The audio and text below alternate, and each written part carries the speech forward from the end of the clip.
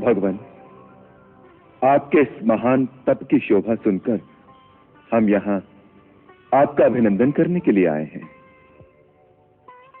नरश्रेष्ठ, आप यहाँ पधारे, ये मेरे लिए बड़े सौभाग्य की बात है।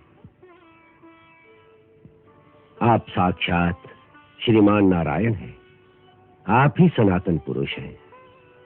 फिर भी आप मेरा मान बढ़ाने मेरी कुटिया में पधारे, ये मेरा परम सौभाग्य है। आप मेरे परम आदरणीय अतिथि हैं। मैं आपके श्री चरणों में कुछ भेंट करना चाहता हूं, इसे स्वीकार करें प्रभु।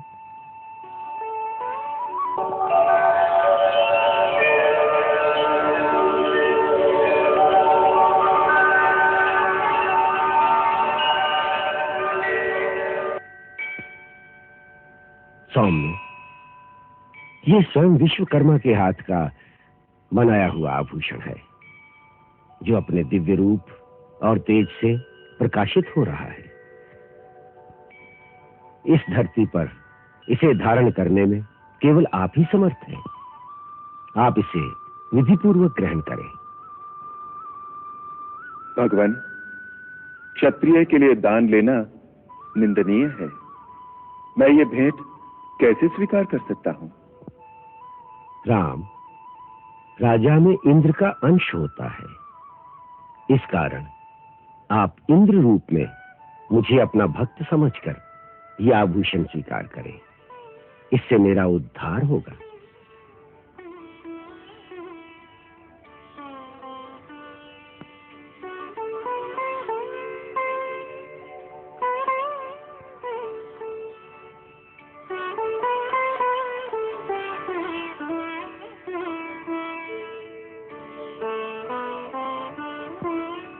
ये आभूषण आपके वंश में आपके पुत्र पौत्रों की शोभा बढ़ाता रहेगा। मेरे पुत्र पौत्रों की? अवश्य। राम, लक्ष्मण को सुमंत्र ने जो दुर्वासा मुनि की भविष्यवाणी वाली बात सुनाई थी, वो सत्य है। तुम्हारे 2 पुत्र परम प्रतापी और महातेजस्वी होंगे।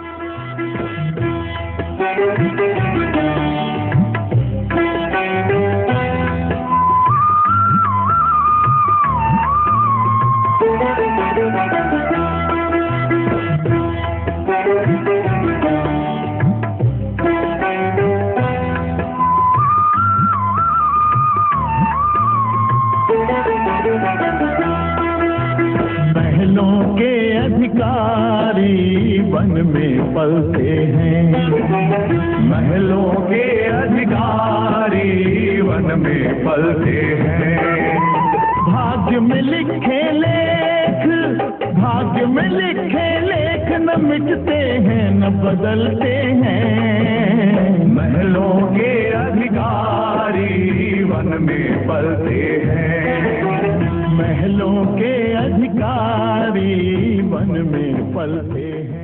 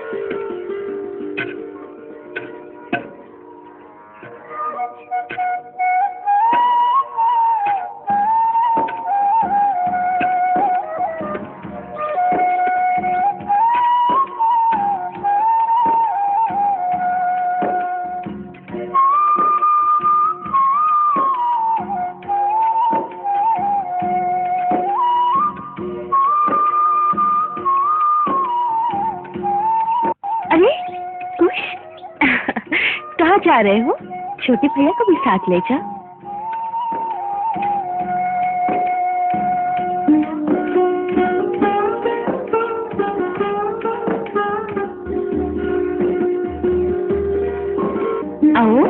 दोनों मेरे पास आ जाओ।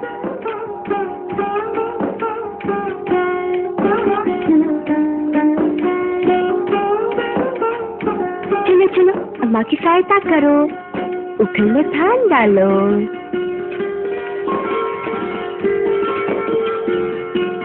हाँ, ऐसे, इस प्रकार उखल में धान कूटेंगे, फिर चावल निकलेंगे, खीर बनाएंगे। लवकुश तो लोग खीर खाएंगे ना? हाँ। अरे अरे, इतना नहीं, फिर माँ कैसे कूटेगी? हाँ, बस थोड़ा थोड़ा। हाँ, छोटे छोटे हाथ है ना तुम्हारे, फिर तुम कैसे करोगे? अब जाओ बेटा, जाओ, हाथी के साथ जाकर खेलो।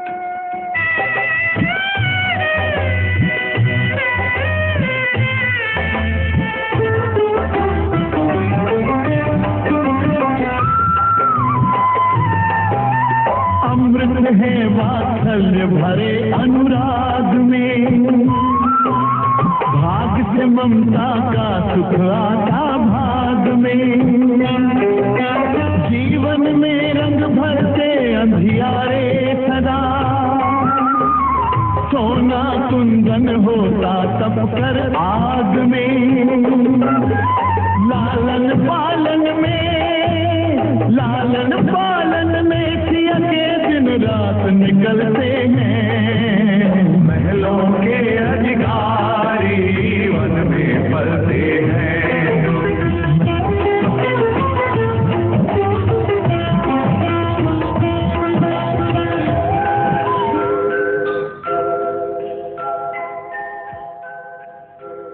लवकुश, अब हाथी घोड़ा छोड़ो, देखो मैंने क्या बनाया। धनुष बाण, आजा आजा, जल्दी आजा। अब देखो धनुष बाण कैसे चलाते हैं। देखो, मैं तुमको दिखाती हूँ। ये।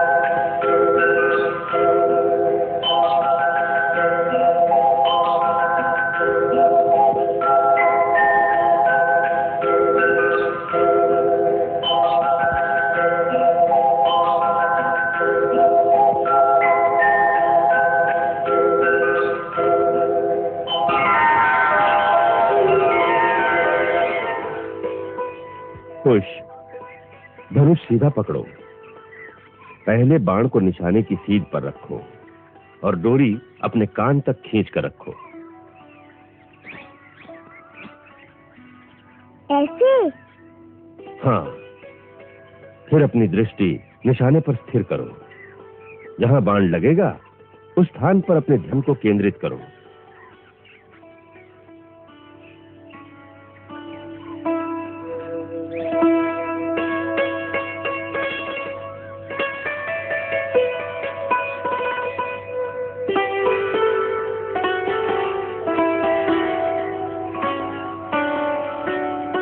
लव, तुम्हें क्या दिखाई दे रहा है? गुरुदेव, उस बांस से लटका हुआ आम। तुम अपने बांस से किसका निशाना कर रहे हो, बांस का या आम का? गुरुदेव, मैं उस धागे का निशाना करूंगा जिसके साथ आम लटका हुआ है। उसे काटने से आम नीचे गिरेगा। अति सुंदर, तुम सचमुच धनुर्धारी हो। अगर धागा काटना है तो तुम्हें ना बांस दिखना चाहिए ना आम दिखाई देना चाहिए, तुम्हें केवल धागा ही दिखाई देना चाहिए। अच्छा गुरुदेव। अब अपने अपने आम के धागों पर अपनी दृष्टि केंद्रित करो और जब तुम्हें कुछ न दिखाई दे, केवल धागा ही दिखाई दे, तभी अपने अपने बाण छोड़ना।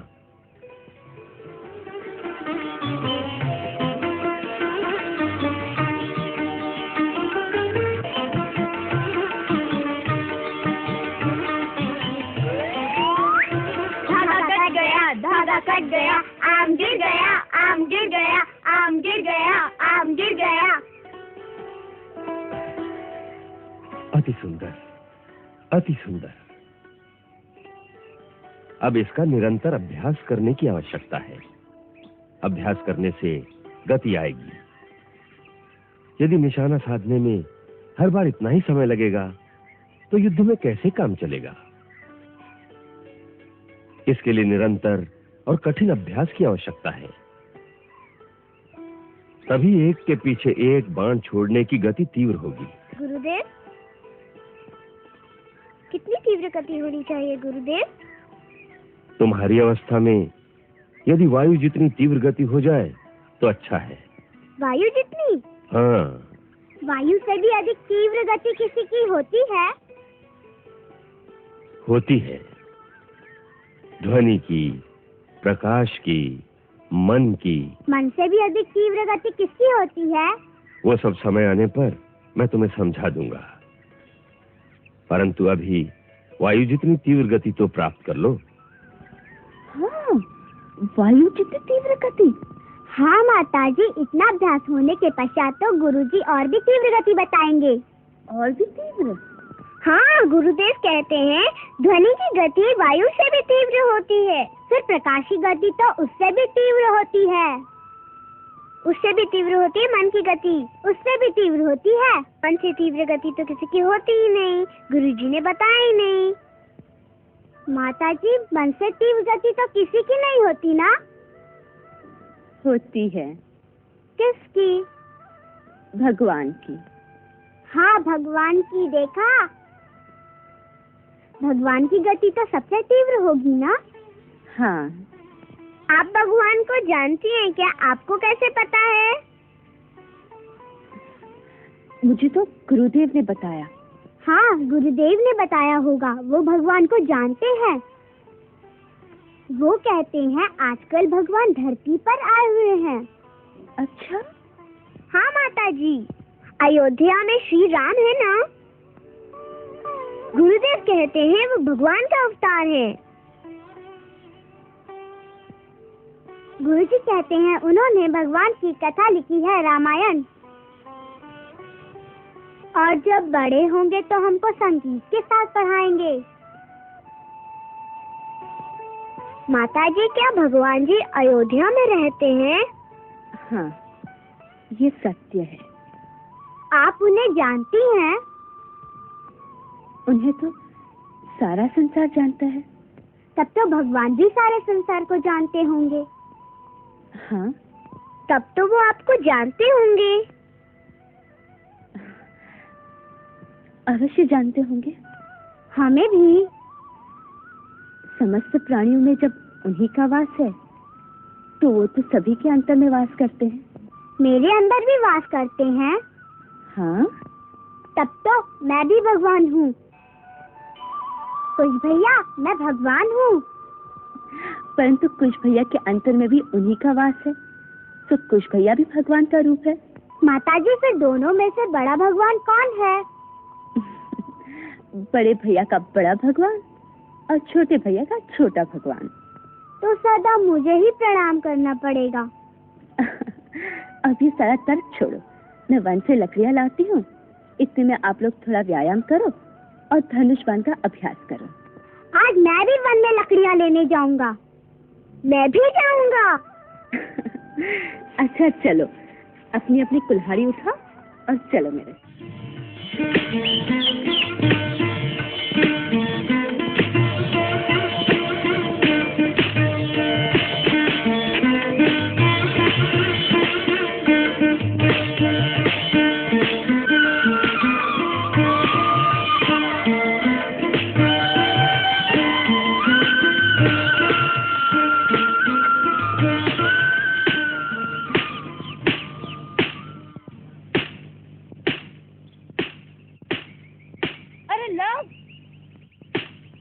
ये क्या कर रहे हो? पेड़ से लकड़ी काट रहा हूँ। ऐसा नहीं करते बेटे, पेड़ को नहीं काटते बेटा। आप भी तो काट रही हैं। हम ईंधन और गुरुदेव के अग्निहोत्र के लिए वन से सूखी लकड़ियाँ एकत्रित करते हैं। हरे भरे और स्वस्थ पेड़ को कभी नहीं काटते। क्यों माताजी? देखो इनको कितना घाव लगा दिया। अब तुम्हारे अंग से कोई शस्त्र से प्रहार करेगा तो तुम्हें पीड़ा होगी ना? हाँ होगी। इसी प्रकार इन्हें भी पीड़ा होती है। इनके अंदर भी क्या जीवन होता है? अवश्य होता है। अब ये देखो, हमारे शरीर पे घाव लगने से रक्त निकलता है इसी प्रकार इनके शरीर में से रस निकलता है। अब इन्हें तुमने अकारण ही घाव लगा दिया है। अब इनसे क्षमा मांगो।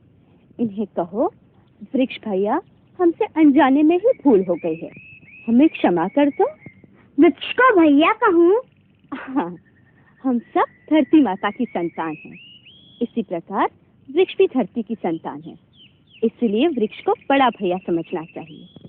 हाँ हाँ। वृक्ष एक जड़ जीव है जो चल नहीं सकता, परंतु धूप में सब जीवों को छाया देता है। जब इन पर फल लगते हैं तो वो स्वयं नहीं खाता, दूसरे को खाने को देता है। हाँ हाँ। ये वायु को शुद्ध करता है, पक्षियों और सर्प आदि को रहने का स्थान देता है। वो मनुष्य और दूसरे कई ऐसे जीवों का मित्र है, इसलिए वृक्ष को नमस्कार करना चाहिए। वृक्ष जी नमस्कार। क्षमा तो मांगी नहीं, वो नमस्कार नहीं स्वीकार करेंगे। वृक्ष भैया, मुझसे भूल हो गई, मुझे क्षमा कर दो। माता जी देखो देखो, हाथ हिला हिला के कुछ कह रहा है। वो तुम्हें आशीर्वाद दे रहा है।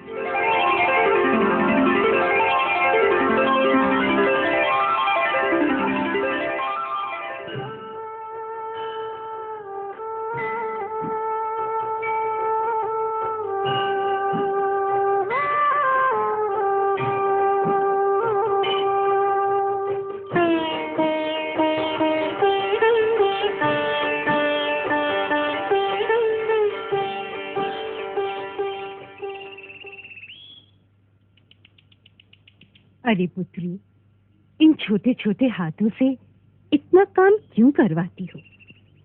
और स्वयं तुम्हें भी ये सब करने की आवश्यकता नहीं। तुम लोगों की सेवा करने के लिए आश्रम में बहुत मुनि कुंवारियां हैं। माता, मैं क्षत्राणी हूँ, मुझे ब्राह्मण कन्याओं की सेवा करनी चाहिए, उनसे सेवा करानी नहीं चाहिए। इसी प्रकार ये भी क्षत्रिय पुत्र है, इनके शरीर में अभी से परिश्रम का अभ्यास डालना चाहिए। हे वन देवी, आपके रहस्य तो आप ही जानती हैं। क्षत्रिय और ब्राह्मण की बात तो आप ही को पता होगी। हम आपको देवी मानते हैं और आपकी आज्ञा पालन करना ही हम अपना धर्म समझते हैं। माता, ये नया नाता कब से है? मेरा और आपका माता और पुत्री का नाता बहुत पहले से निश्चित हो चुका है। इस नाते को ऐसे ही रहने दीजिए ना। वो नाता तो अमर है, उस नाते से भी तुम हमें अपना कुछ काम करने क्यों नहीं देती हो? उस नाते भी मुझे ही आपका काम करना चाहिए। वैसे भी कौतमी माँ, स्त्री की सच्ची शोभा तो तभी होती है जब एक स्त्री अपने घर का सारा कामकाज स्वयं अपने हाथों से करे, चाहे वो स्वयं देवी ही क्यों ना हो। तुमसे जीतना कठिन है पुत्री, अब जाओ। ये बेचारे लकड़ी उठाए थक गए होंगे और इनको भूख भी लगी होगी। नहीं नानी माँ, हम नहीं थकते, हमें भूख भी नहीं लगती। अच्छा, बड़े वीर हो ना। हाँ नानी माँ, हम बड़े वीर पुत्र हैं। हमारी माता जी कहती हैं हम बड़े वीर हैं। अच्छा अच्छा। जो सचमुच वीर होते हैं वो अपनी मुंह से अपनी बड़ाई नहीं करते। माता जी, अगर हम अपने मुंह से नहीं बताएंगे तो फिर दूसरों को पता कैसे चलेगा? अपने कर्मों से। हाँ, हमारे कर्मों से। हाँ, तुम्हारे कर्मों से। अब जाओ, चल कीर्ति बाला।